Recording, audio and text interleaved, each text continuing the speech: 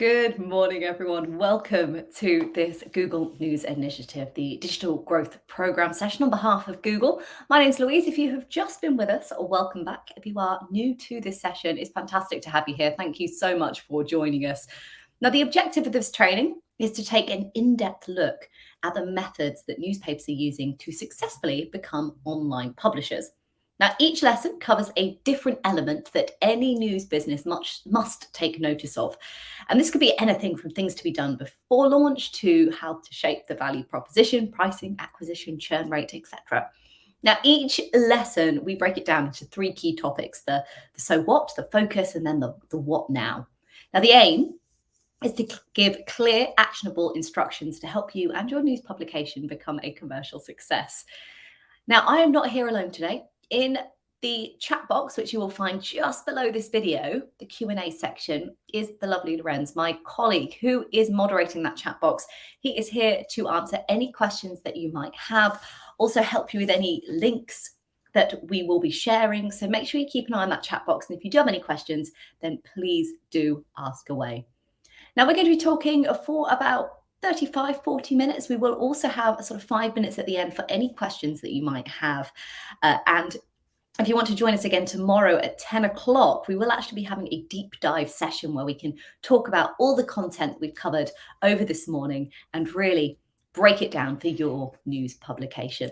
So this session then is all about assessing the opportunity and how we can do that.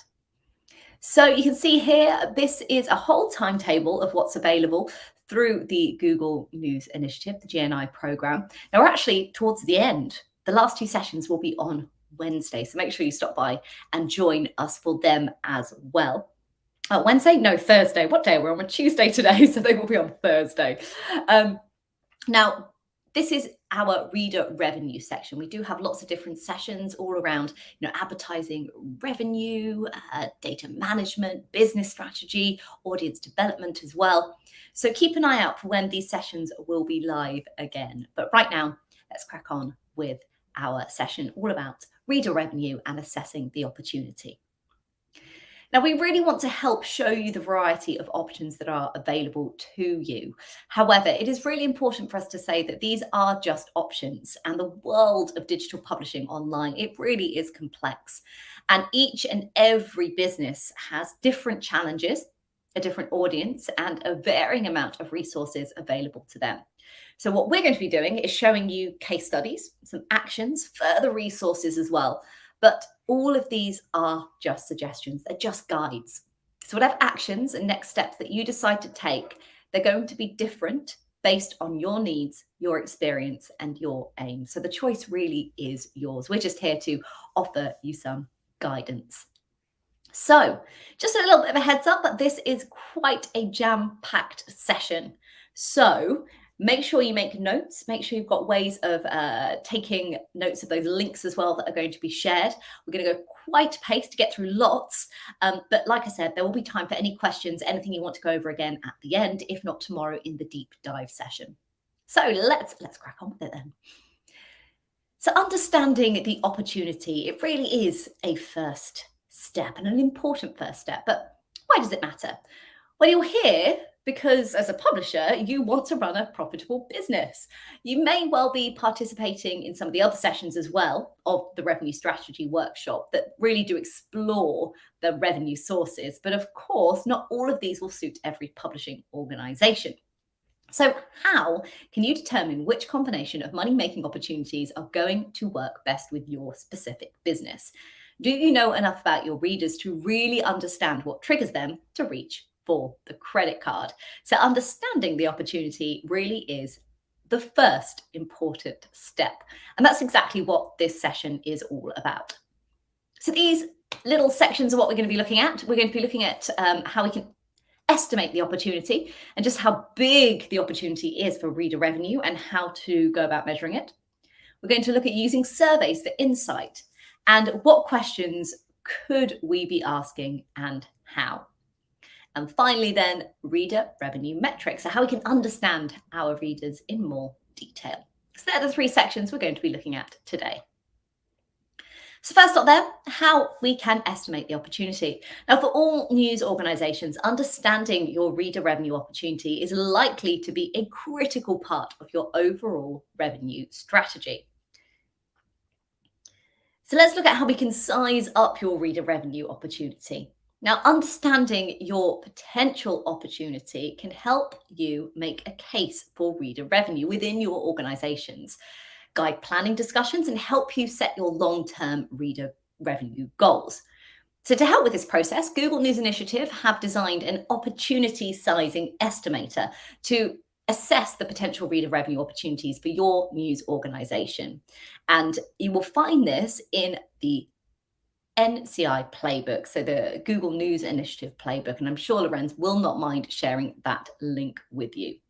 Now, any projection of your reader revenue opportunity is an estimate. I just want to make that clear. It's just an estimate, but it's a best guess given the data that you put in. So please don't use it as a precise forecast of where you expect your reader revenue to land. It's an exercise. And we're going to walk through that exercise as well that can be used to inform internal discussion on what's possible and what reader revenue could mean for you in the long term when it comes to the sustainability of your news organization. So what are some key variables then? The opportunity sizing tool simplifies potential reader revenue opportunity by looking at the following factors. So the monthly active users, the monthly active user growth rate, the conversion rate, and the monthly average digital reader revenue per user. So for subscriptions, we also look at the monthly churn rate, the percentage of subscribers who stopped their subscription last month, and you can use the opportunity sizing exercise for either subscriptions or contributions. Now, if you're not sure which you're interested in, pick the one you feel may be a better fit for your news organization at the moment. For those of you with subscription models already in place, you'll find that you can also add your existing numbers of subscribers. Now, you may already have an understanding of your reader revenue opportunity, but we encourage you to use the exercise to identify if there's an opportunity to improve your performance against some of the metrics using the industry benchmark or approaches that we will be sharing. So what numbers are you supposed to put in? Let's spend a few minutes getting our heads around each of these key variables to make the opportunity sizing estimator work. So first off then, the monthly active users. So let's start off with this variable. And this approach is relevant to news organizations with either subscription or contribution models. And there are two ways you can answer this. Use your historical data. So either your monthly active users from last month or the average monthly active users over the last 3 or 6 months. Now, you may want to take this approach if your news organization is more mature and you feel confident that you've been able to discuss the full extent of your audience.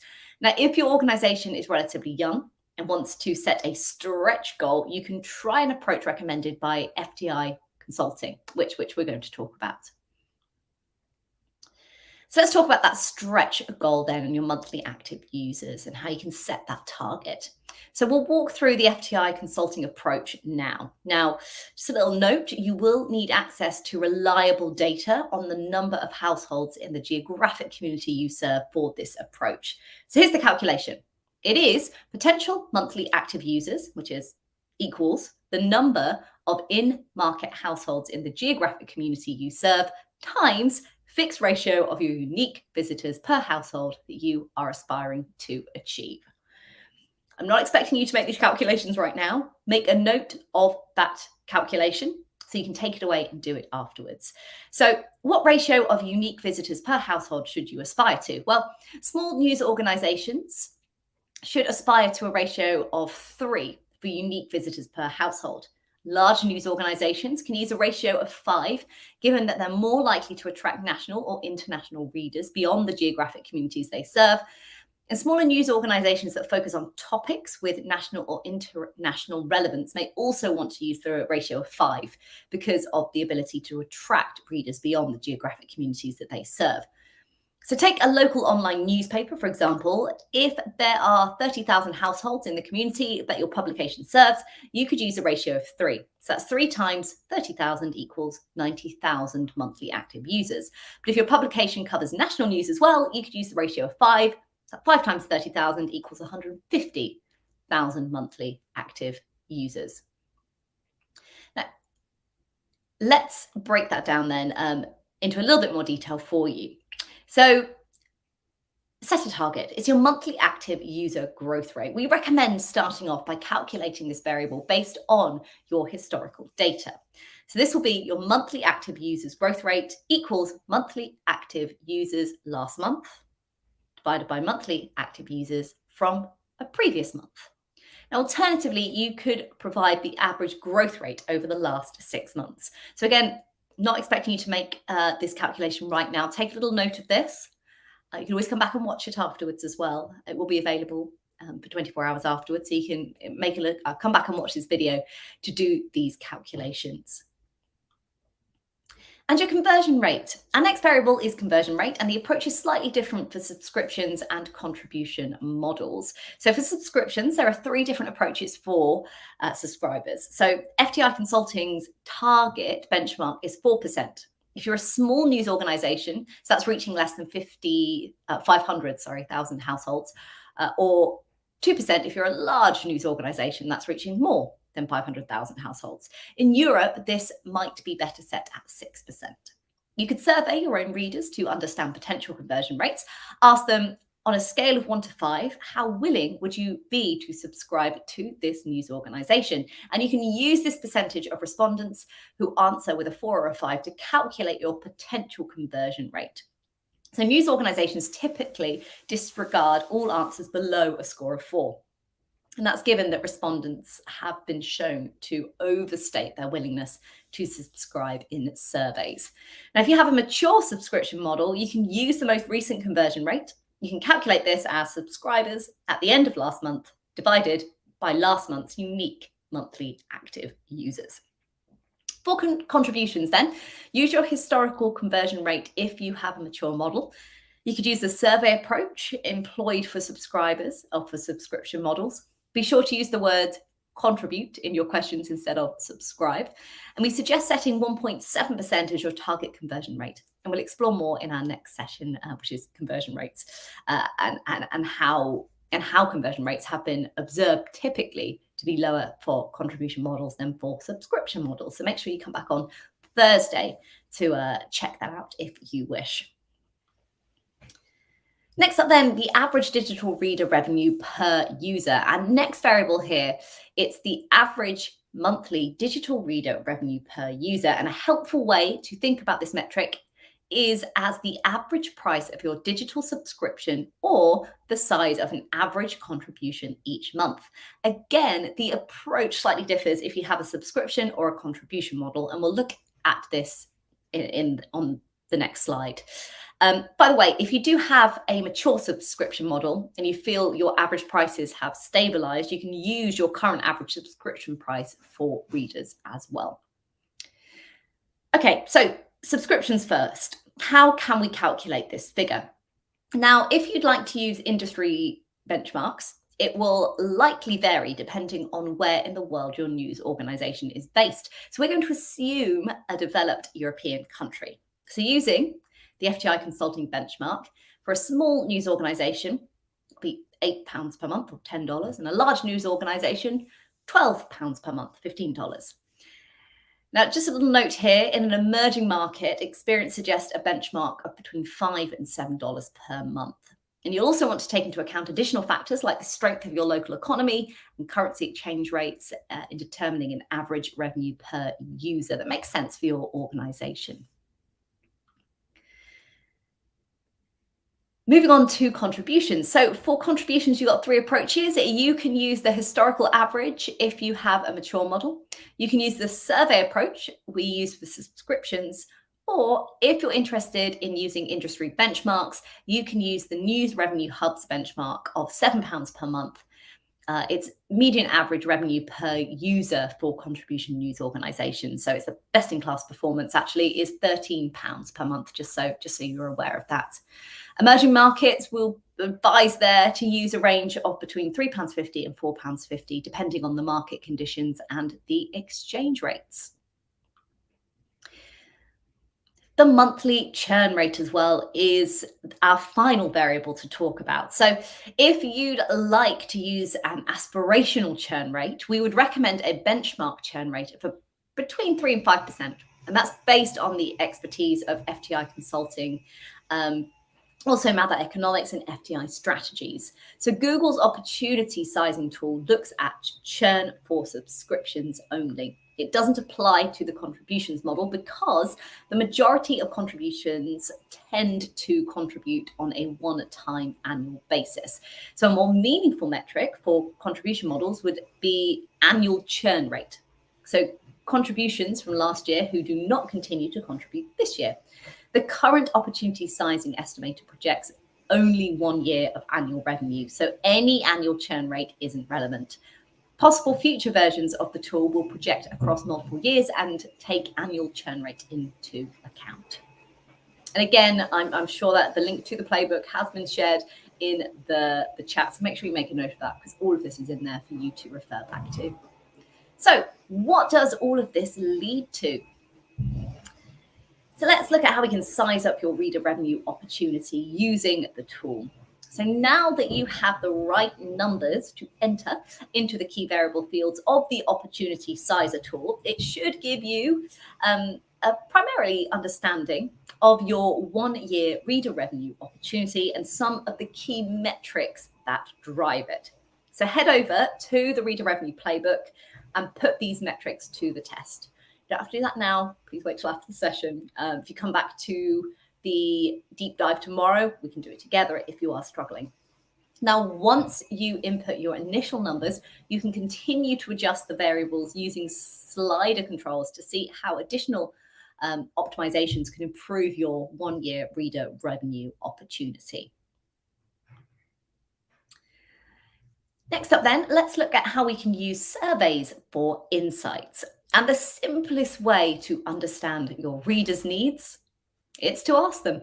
It sounds really obvious, doesn't it, when it's put like that? But surveys really can be fantastic. So a little case study for you here, the Trinity Mirror. Now, they conducted a survey of 220,000 readers to understand their view on Brexit after the referendum. And they used surveys to learn from readers, so what their opinions were and whether they would change their vote. They then used this research to provide readers with the most relevant content and to make key editorial decisions. That's one case study where that surveys worked really well. Next up, Cap Times is another case study for you. So Cap Times is a news publisher in Madison, in the USA, and it used surveys to understand how readers wanted their content to be served to them. So they used surveys to learn from readers, and they learned which mediums they used to read the news and how they could increase engagement. And actually, the research showed that readers preferred a daily morning newsletter over a physical paper. So the team used this data to improve their newsletter offerings. And as a result, the readers have become more engaged and the email list has grown. And the newsletter has helped increase contributions.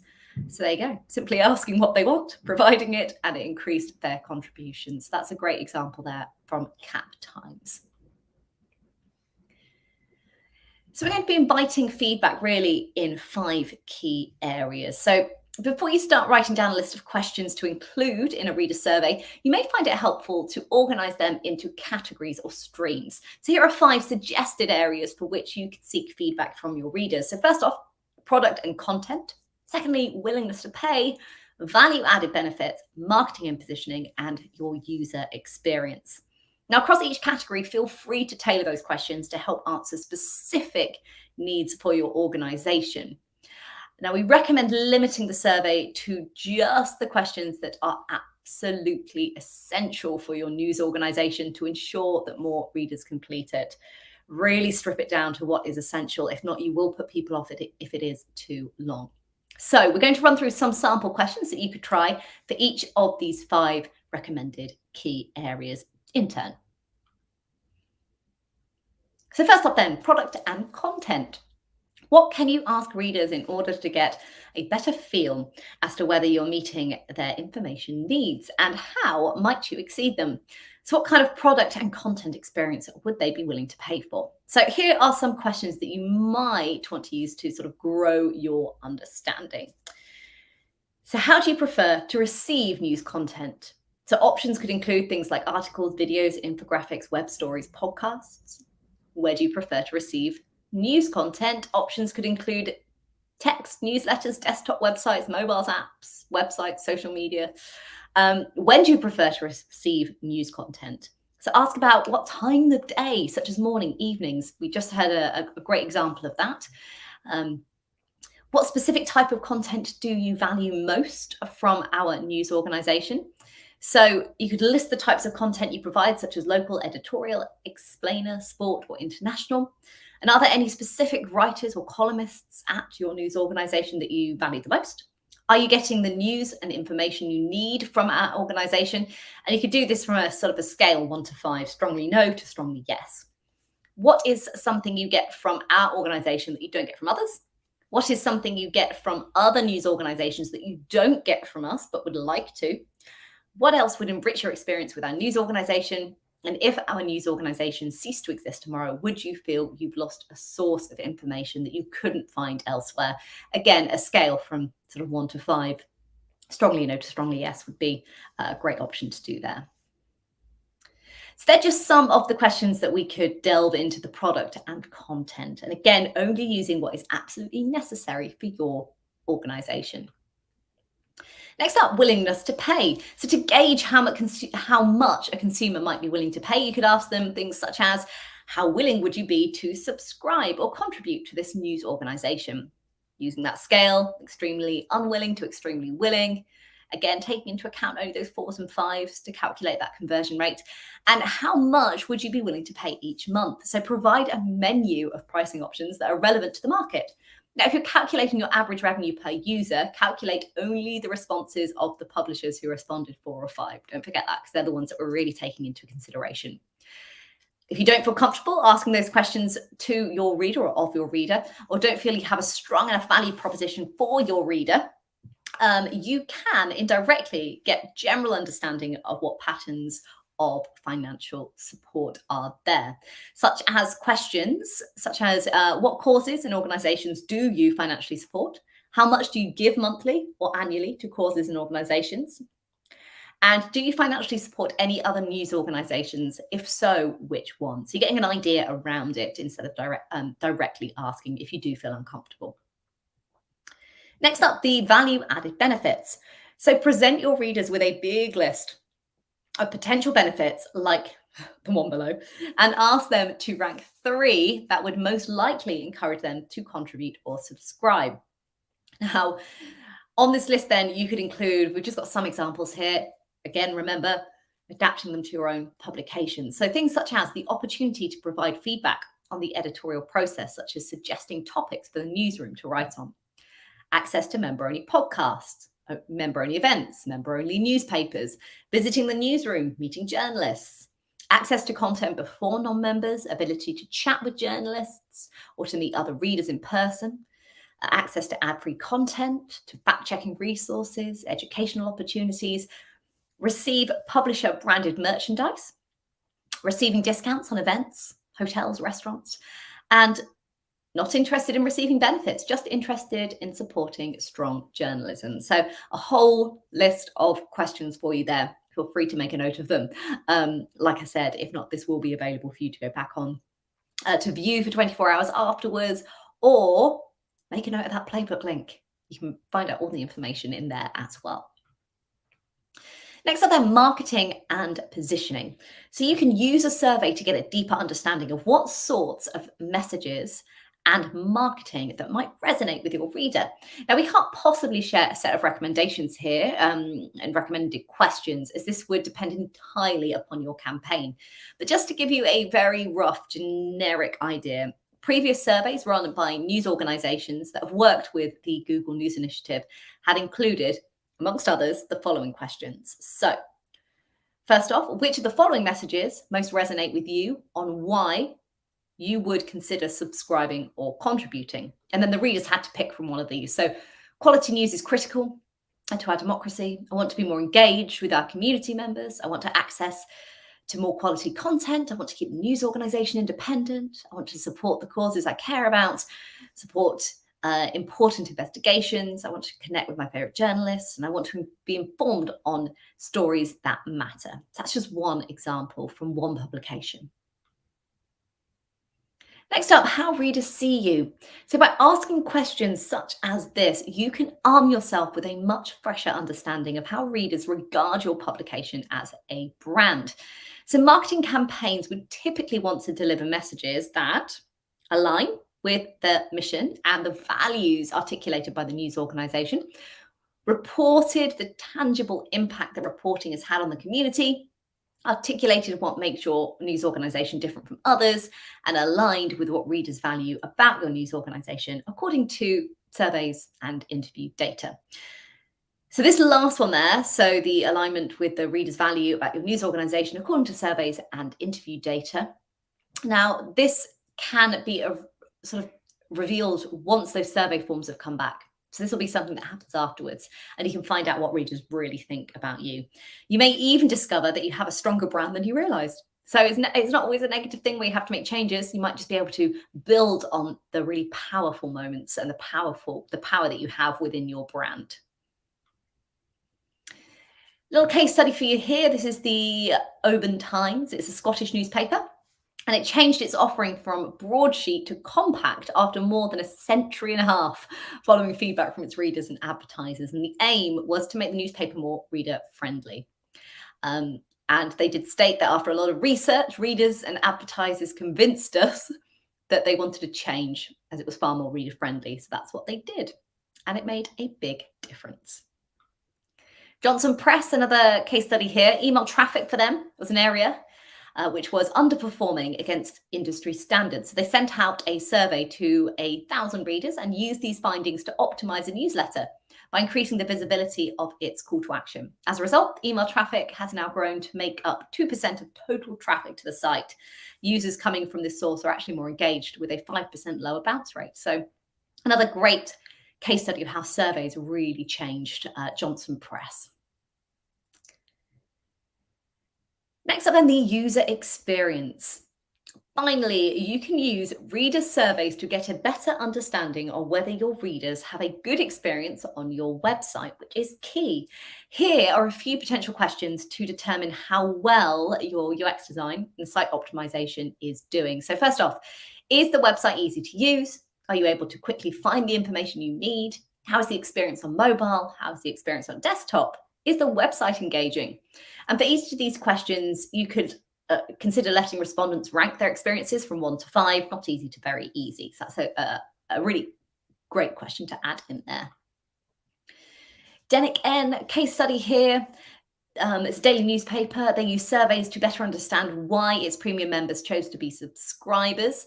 69% of premium members chose the "I want to support Denick N" as the most frequent answer, which led the news organization to emphasize support for journalism in its marketing materials, in contrast to previously planning strategy of emphasizing the benefits.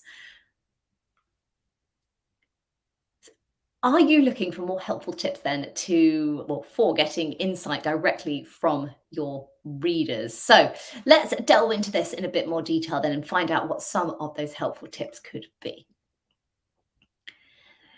So here are some more tips for you from the Membership Puzzle Project. So what this is a fantastic resource when building a membership program, and it has some more hints and tips for designing surveys and planning interviews and focus groups.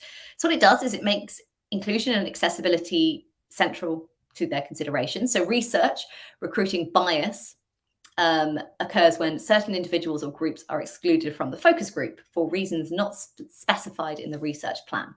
Also, it can make it clear with audience research subjects how you intend to store the use of data, so making sure everything is above board and very clear to your audience. Make sure to allocate enough time for the synthetics. Be grateful for your audience's participation, so make sure you thank them. And audience research needs a clear workflow to be actionable. So through active listening, your organizations can learn what your current and prospective members value most. So even when research insights weren't all positive, as one organization said to us, it showed how perfectly members could pinpoint flaws within their organization and how to value their opinions of their audience. and why that is so valuable to them to avoid blind spots in how they operate. So I do know that Lorenzo will share the membership puzzle project link for you. So it's just a membership guide link. So make sure you check that out as well. Okay, moving on then to the reader revenue metrics. So this is our final section. Not surprisingly, we come to website metrics, the everyday analytics and analytical data that you have been gathering about the behavior of current readers could well reveal some great information to help you refine your value proposition. So let's talk about the News Consumer Insight, the NCI. If you have a Google Analytics account, you can use the News Consumer Insights, and you can use it to get a deeper understanding of reader behavior. So the NCI, it is a diagnostic tool that provides key insights from your analytics, and it shows critical information on the sources of your traffic online, your page speed performance, the effectiveness of your videos in driving reader engagement, tips and best practices around your user experience, design, page speed as well. Now, in our session on optimizing the user funnel, we'll call out tips and best practices from the News Consumer Insights that can help improve your performance across a number of core reader metrics. So make sure you keep an eye out for optimizing the user funnel session, which will be available on the NCI training program. So just continuing then with the NCI, and let's look at the NCI reader segment scores. So segmentation is the process of reviewing your audience research data and grouping it based on distinct behaviors, attitudes, and or demographics. So in the NCI, in the News Consumer Insights, your readers are broken down to 3 audience segments based on the number of times they visit your site each month. So you've got casual readers, so those who visit between 1 and 2, loyal readers, those between 3 and 14 times a month, and brand lovers, those who visit 15 times or more within a month. So for each audience segment, you will see the average page views per user, the average session duration, the sessions per user, and the page views per session as well. So based on this data, the NCI presents a user value score for each segment and benchmarks for how publishers are performing against similarly sized news organizations. So earlier, we talked about gaining insights by using reader surveys. So why not use a question in your survey to address NCI's reader segments directly? Now, this is something that news organizations working with the GNI, or Google News Initiative, have put into practice with the aim of better understanding differences between readers at different levels of engagement. So quite simply, you could include an additional survey question that reads, how many times per month do you visit? Respondents can choose from once or twice, 3 to 14, 15, or more. So there you go. You've got the answer to that question. So doing this allows respondents' data to be mapped to the NCI reader segments. You can then further develop even more detailed profiles of the casual reader, loyal reader, brand lovers in the reader revenue context. Now, you might use this data to inform the development of different tactics of membership mapped onto the needs of each of the audience segments, or to focus on providing benefits designed for loyal readers and brand lovers. Or you could eliminate survey responses from casual readers altogether when sizing your reader revenue opportunity, given that it would be unlikely that those readers with such low levels of engagement would become subscribers or contributors. So you just really focus on sort of the loyal readers or the brand lovers. So how can we bring metrics into the newsroom then? Well, for some news organizations, the shift towards prioritizing content that readers are willing to financially support has led to bringing metrics into the newsroom.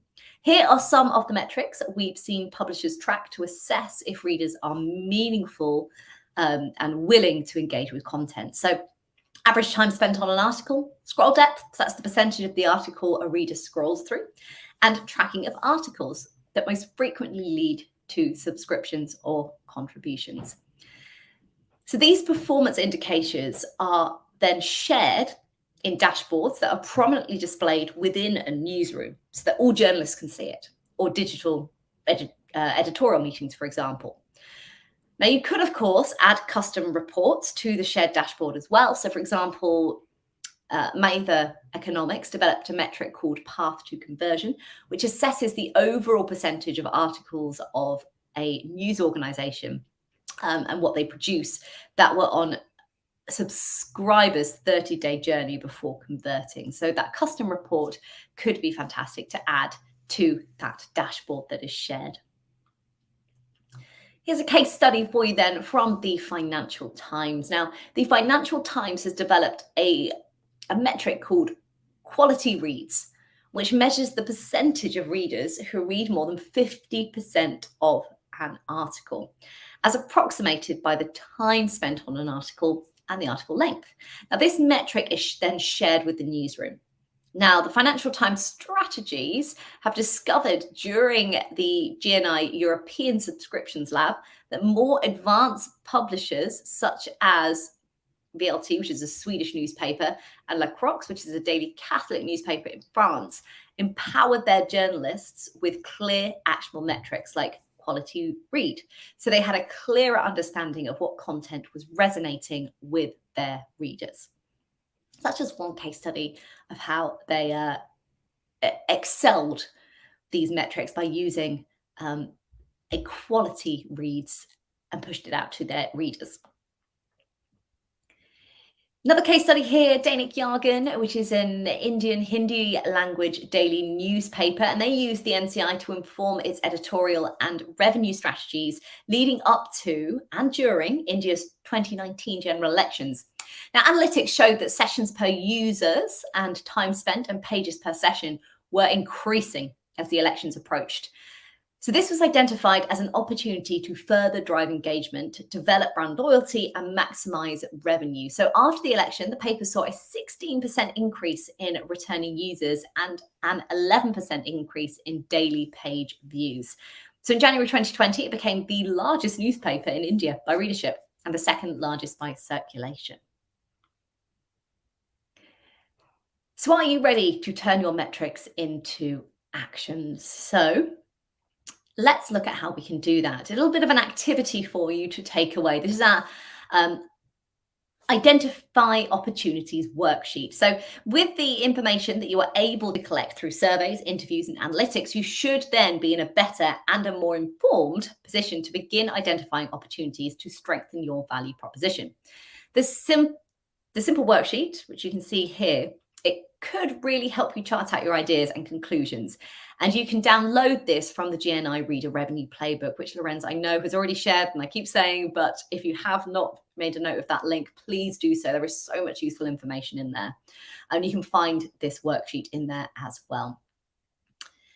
So what it will do, it can help you chart out your ideas and conclusions, and make sure you are going to be as specific as possible when describing what your readers want and what you currently offer and how you might identify the gap. So this will enable you to sort of meaningfully address that gap through specific tactics and measures.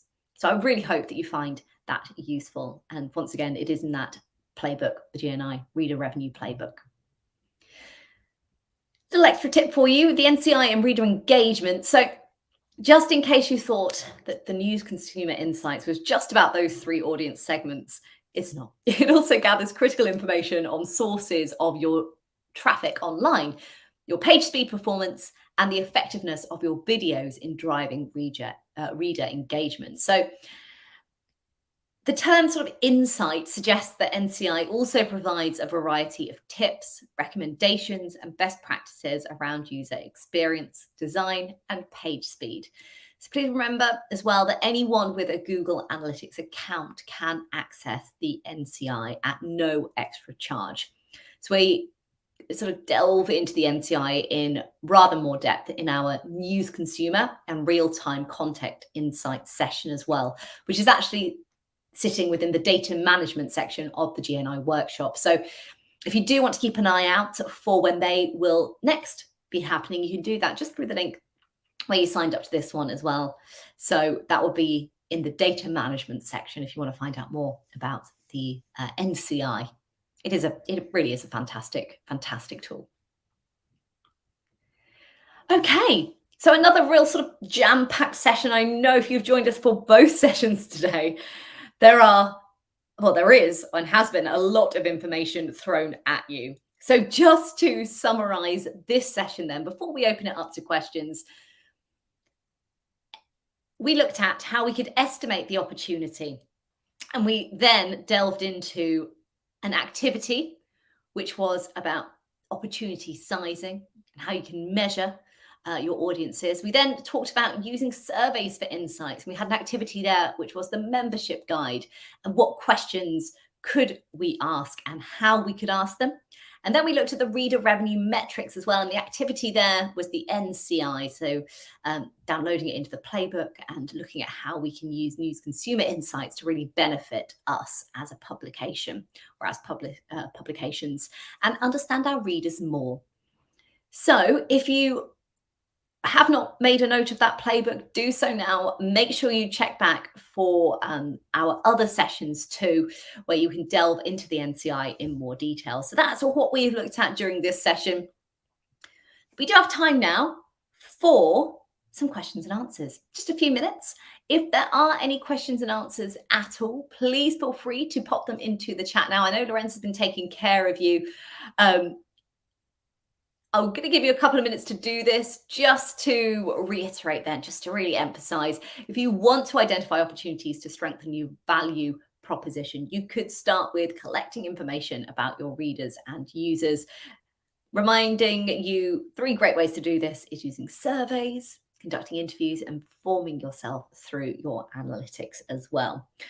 Wonderful. Okay, just in case there are going to be a last few questions, anyone's typing in that box, let me just remind you what else we've got in store here at GNI, the Google News Initiative. Some of those other sessions available to you. So we are sitting in the reader revenue section at the moment. We've just talked about assessing the opportunity.